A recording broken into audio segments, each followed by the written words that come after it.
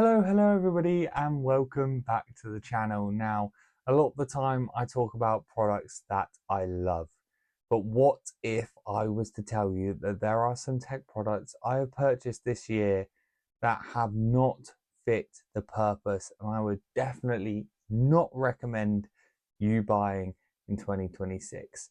Don't waste your money. Don't buy these useless tech products that I did. Let me talk about the tech products that I have not enjoyed in 2026 and that I would not recommend you purchasing for yourself. Okay, so product number one, and a lot of you guys might know, or I've talked about in previous videos, that I am a gamer.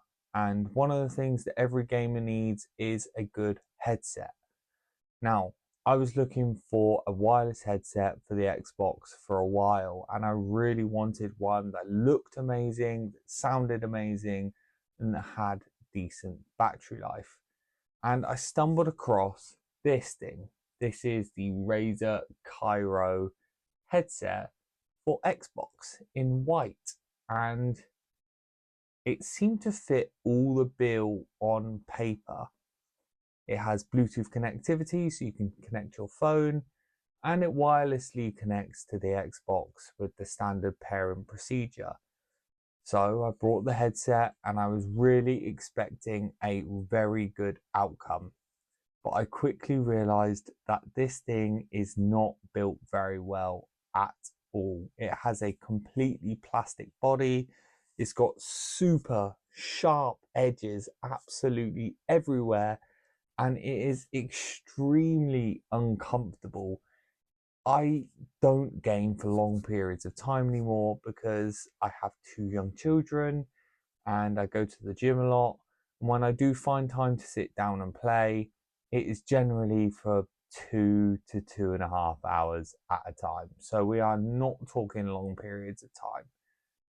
This headset is so heavy and so uncomfortable that I found myself struggling to wear it for more than an hour at a time.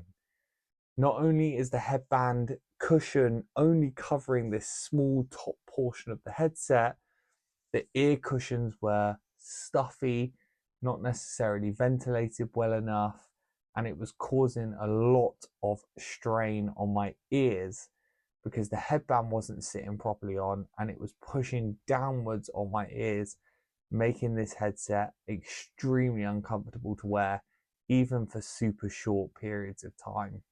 So if you are a gamer and you're looking for a headset for Xbox, I would really avoid this product like the plague. I would say it is a stylish looking product. It does have customizable LEDs, and generally the sound quality is pretty good. But it does have some connection issues to go along with the bad build quality and how uncomfortable it is, and often it will cut in and out when you're talking and you might miss what people are saying. I'm a Call of Duty player and I missed countless call outs from my teammates from when they're saying there's someone there or someone around the corner, just because the headset was cutting in and out, disconnecting.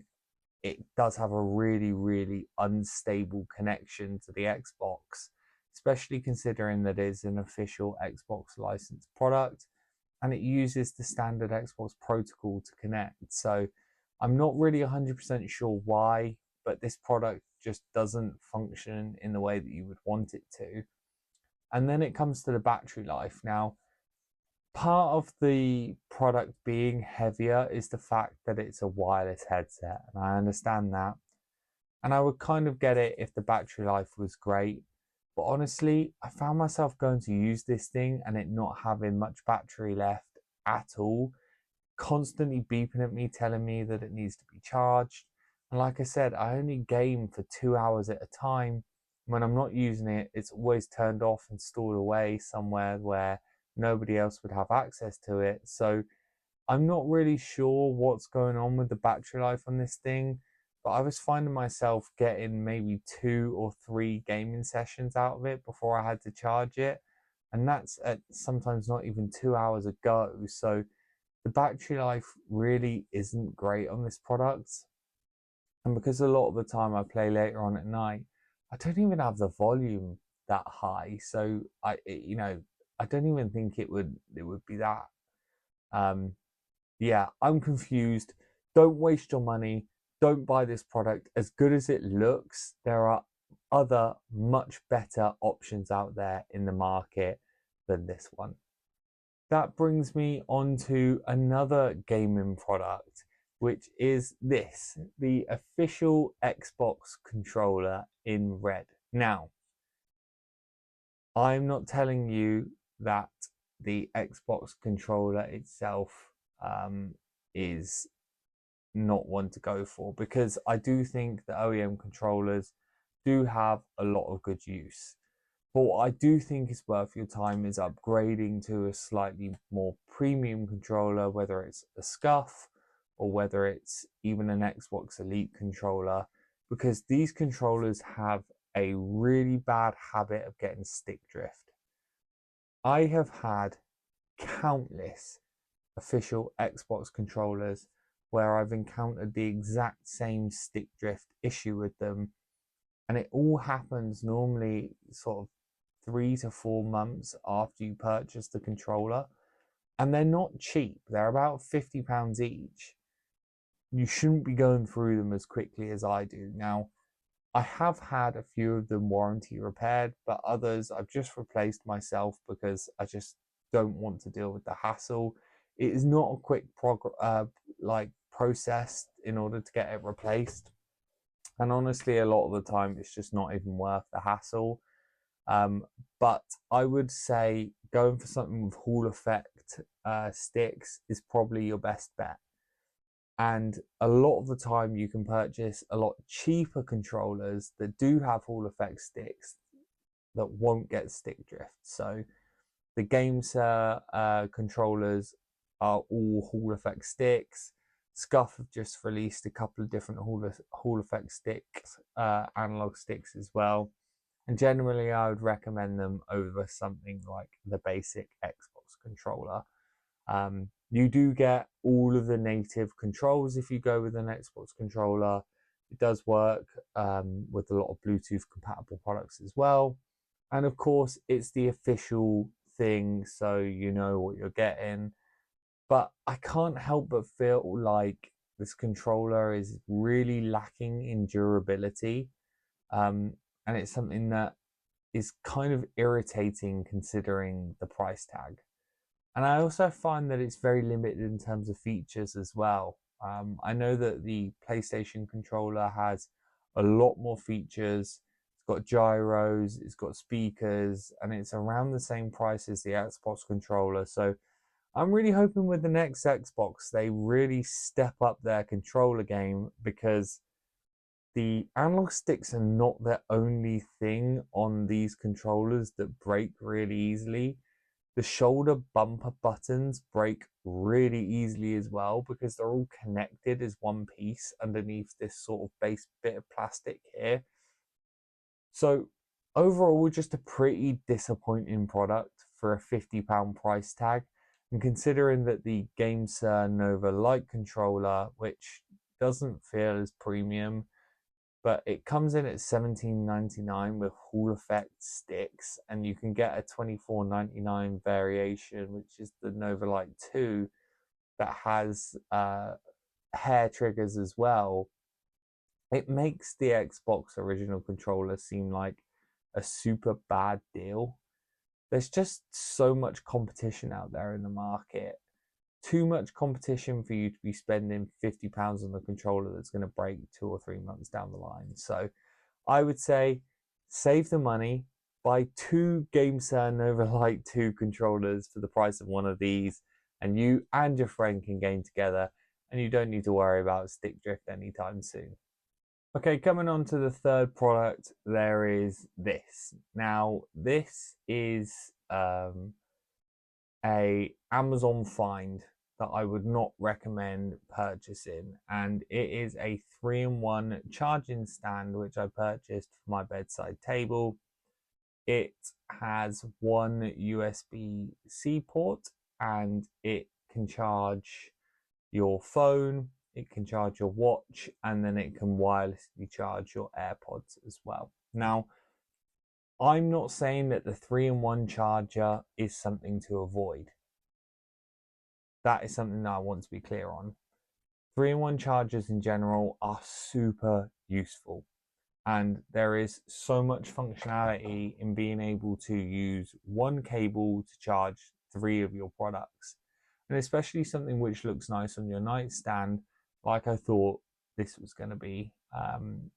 But what I would say is, don't buy a cheap one. I definitely regret buying the cheap one. The Belkin ones are much better. It's what I use now. The Belkin 3-in-1 chargers are a lot better. They've got Qi2 charging in them. They charge your devices a lot quicker. I mean, I was putting my watch on here at 11 o'clock at night, and at 9 o'clock in the morning, the device is on 70%. It's not even fully charged. So it's worth getting a good one. And I think you can be guilty sometimes, and especially I can be guilty of purchasing something cheap because you feel like you'll get the same outcome as some of the more premium products. And sometimes that can be the case. I've purchased plenty of cheap products on Amazon that have actually turned out to be gems, and for the price, you're just getting something which is just as good as the main brand product. In this case, and with this specific use case, I would say avoid buying a cheap 3-in-1 charging stand. When you're charging 3 things at once, it's very difficult to get good power delivery to all of the products. And this is basically now just a bad bedside ornament, which I don't even have on my bedside anymore because the Belkin one is there instead. So don't purchase cheap. You will end up purchasing twice in this case anyway. Don't waste your money on a cheap 3-in-1 charging stand. Buy a nice one, buy a Belkin one. You'll have a lot more success. I also find that this one gets really hot as well, and actually disfigured one of my cases for my iPhone, where at the back it's sort of discolored and slightly raised the magnet section. So definitely one to avoid because it could have potentially been dangerous if the device got any hotter. So yeah, make sure if you are going to buy a 3-in-1 charging stand or any sort of magnetic charging device, make sure to get a good one because you don't want to cause any damage to your phone, your watch, or your iPad by buying a cheap one. And finally, I've spoken about this before in the past. It's actually on my iPhone at the moment, so I won't be able to show it. But I will say that I have had a horrible experience with the Apple silicone MagSafe cases for my iPhone. Now, don't get me wrong, the Apple customer service is unmatched, and they did everything they can in every situation to make things right. But for a case that costs £50, 5 times the amount of a standard case on Amazon, the Apple silicone cases are extremely weak to any sort of abrasive to the silicone. Now, I don't know how it's happened, but I have had big chips out of the silicone on these cases. And as soon as you get the chip out of them, they look really tatty, they become uncomfortable to hold, and they make your phone just feel a heck of a lot less premium. Now, I'm in love with the way that the Apple case feels in your hand, and that's the reason why I like it so much and I continue to use it. There is the fact that it's an absolute limp magnet. I mean, you put it in your pocket, it comes out looking a completely different color.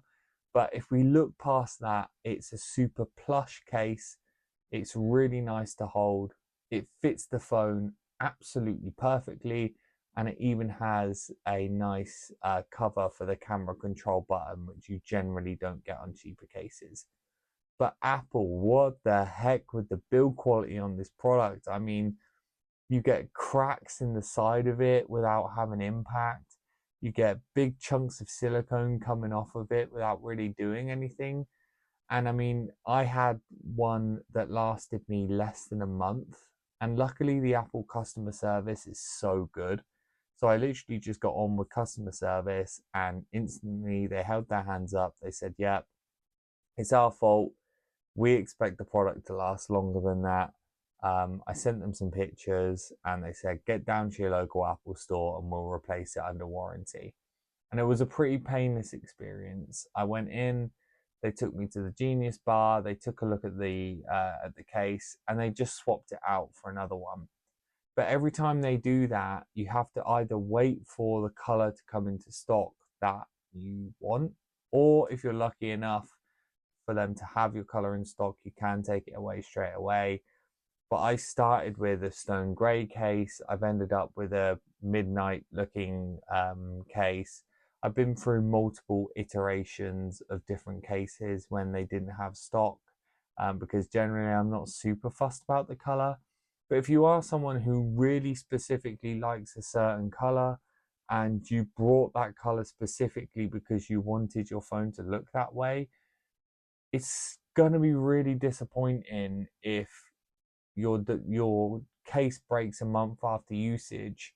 You go into the Apple store and then they tell you have to wait 2 or 3 weeks for a new case to come in that same color for you to be able to essentially get your case replaced because the corner is cracked or something is broken. It's a very un-Apple like scenario because generally their stuff is just really great and it lasts really well. But I've just not had any luck with the Apple silicone cases at all. So there we have it. 4 products that I would not recommend you wasting your money on in 2026. There's all sorts of products from all sorts of companies here, and you know, products that I really thought would be great considering that they're official products, or maybe they're not so official products and that's the reason why they're not so good. But definitely, if you are considering buying any of these products, take this as a warning to go out and maybe pick something a little different. If you're thinking about the Apple case and you're worried about durability, maybe go for a mouse case instead. There are plenty of more price efficient options for your Xbox controller. And if you do save a bit of money on your Xbox controller, maybe put a little bit more money into your 3-in-1 charger. But that is my products. I definitely would not recommend purchasing those products in 2026. If you did like this video and you want to see more videos like this, don't forget to like and subscribe. And I'll see you guys in the next one. I'm out.